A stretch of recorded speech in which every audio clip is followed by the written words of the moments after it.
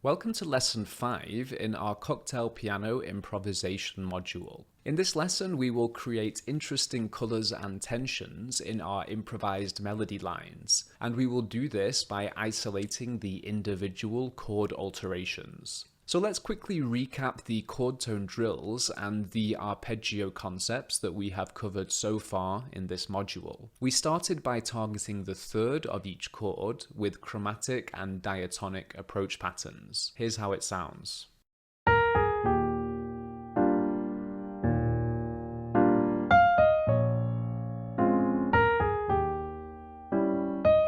Notice that my right hand is resting on the third of each chord. Now let's target from below.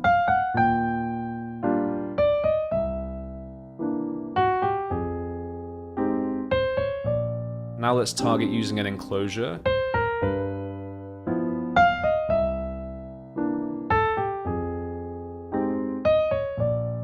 Now let's introduce some arpeggios. First triads, and then 7th chord arpeggios. Notice my right hand is still resting on the thirds.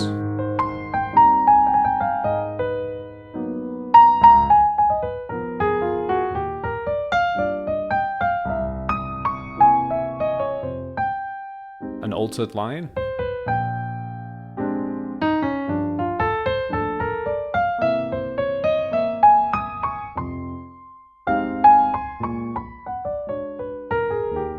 So targeting chord tones and utilising arpeggios are two of the most fundamental improvisation principles. Make sure that you are following the drills covered earlier in this course, and that way you will build strong foundations. So moving to the next topic, in the same way that we have targeted those thirds and sevenths in the earlier lessons, we can also target the individual alterations over the dominant chords. And we can target these alterations using approach patterns and also arpeggio lines. So let's take the 2-5-1 progression in the second and third bars.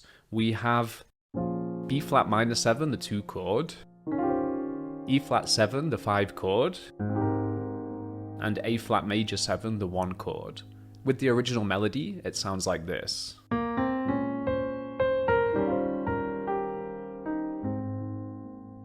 So how can we create our own improvised melody using the chord alterations over the 5 chord to add extra colour? Well, the first thing is to identify the chord alteration. So here is E flat 7. Let's play the Mixolydian mode. And then we have the altered mode, which sounds like this.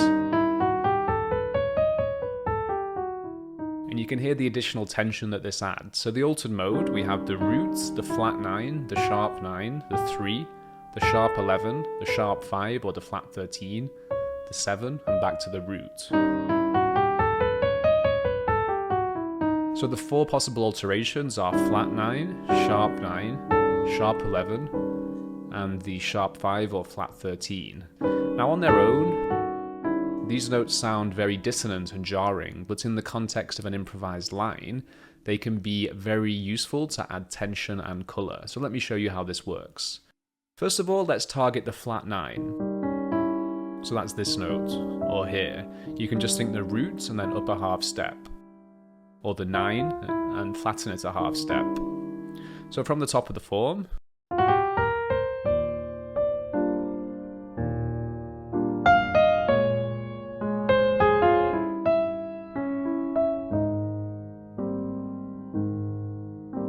so there I played an arpeggio. What I'm thinking is the B flat minor 7, B flat minor 9, and then I'm just thinking of these possible arpeggios, either the triad or the 7th chord. Notice that I also approached the 3 diatonically from above, as we just explored at the start of this lesson.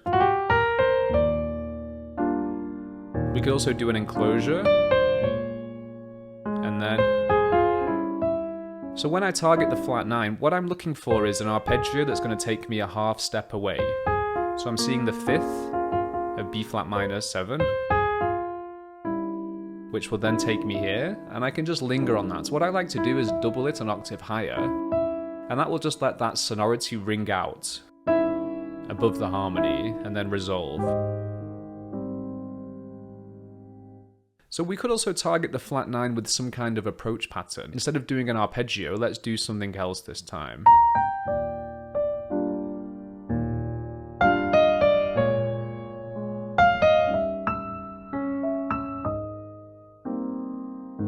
So there I'm still thinking of this note, the flat 9, but I'm thinking to target it with an enclosure, so a half step either side,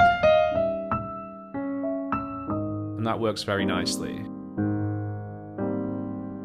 So let's move on to the next alteration. This time we will focus on, let's do the sharp 11 now. I'll explain more about the sharp 9 in a second.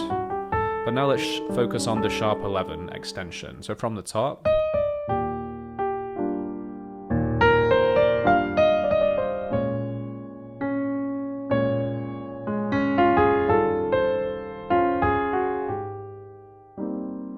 So there's quite a lot of information there. Let me break that down. Starting the tune. And here I'm targeting the third when I move to B flat minor.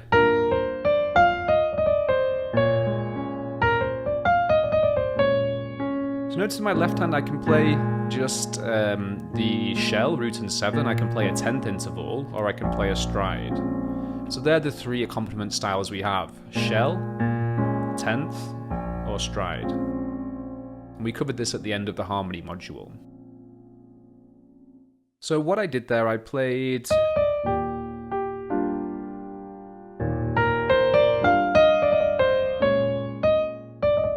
an enclosure around the third of B flat minor 7, and then again I'm thinking of this arpeggio, but this time I played like this. I also added the 9 for colour, so it's optional, but it just adds a bit more colour. And then again I'm thinking enclosure around the 7 of A flat major 7.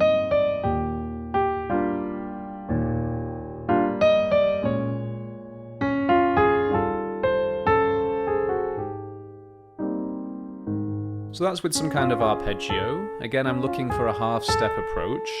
We could also play an enclosure.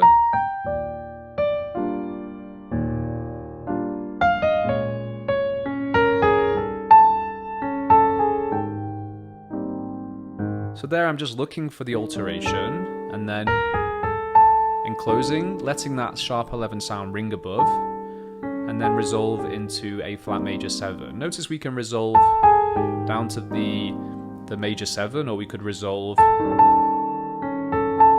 up to the 9. So most of the time when we play these alterations, E flat 7, the flat 9 wants to resolve down to the 5 or up to the 6.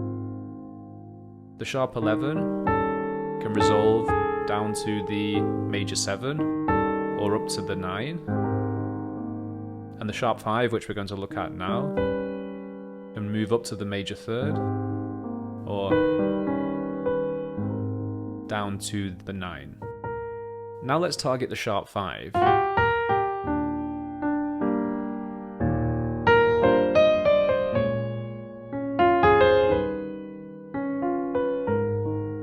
So there again I'm thinking of that arpeggio shape, but I'm looking for the note in the arpeggio which is adjacent to the alteration that I'm trying to target.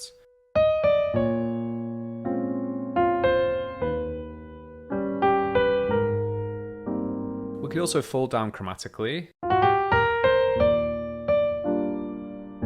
So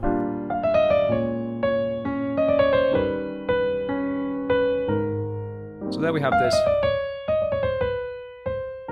descending line. So let's quickly talk about the sharp 9. When I target the sharp 9, I like to add an altered scale run or an altered arpeggio. So let me show you how this can work.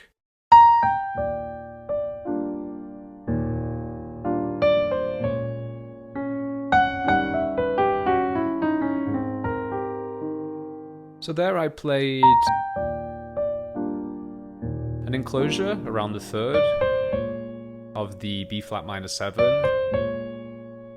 and then I played sharp 9, flat 9, sharp 5, 3, sharp 9, flat 9, and you can resolve here or or here.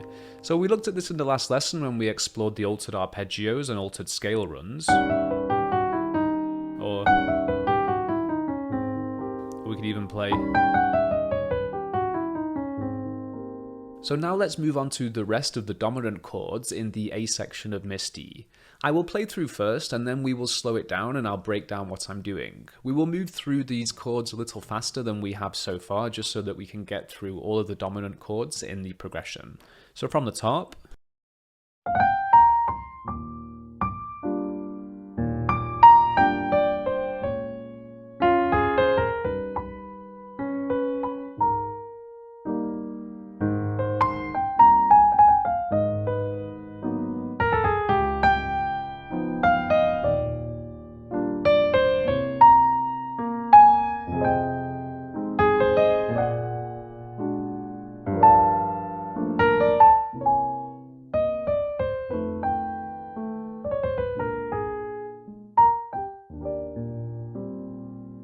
So there I tried to target different alterations over each of the dominant chords. Now it's very unlikely that I would target an alteration over every dominant chord, and that's because these altered sounds can be quite tense and jarring. So instead, just think of targeting alterations as one of the many tools in our improvisation toolbox. So let's break down exactly what I played there.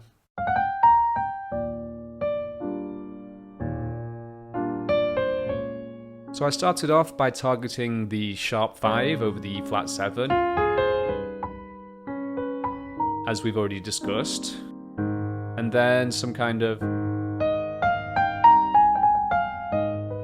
fill to take us into the third of A flat minor, and then, if I remember correctly, I targeted the sharp 11 over D flat 7. 1, 2, 3, 4, sharp 11. And notice that I approached it chromatically. And then I resolved into the third of E flat major 7, and then I believe I played a flat 9. So it can be nice to target the alteration, and then come up and hit another chord tone. So there, you can do it like this, enclosure, or chromatically. And then I played just a regular F minor chord, and here I'm thinking this movement. So F minor 9 to B flat 7 with a sharp 5. And all that happens there, those top two notes fall down. And then I repeated that same thing. So G minor 9 to a C7, this time with a sharp 5 and a flat 9. So here I'm looking at this G minor chord and all three top notes are falling. And then I targeted. Again, I'm targeting the sharp 11 of F7 and then coming up to hit the 9, because that sharp 11 is part of this upper structure triad. Check out the lesson on upper structure triads for more info. So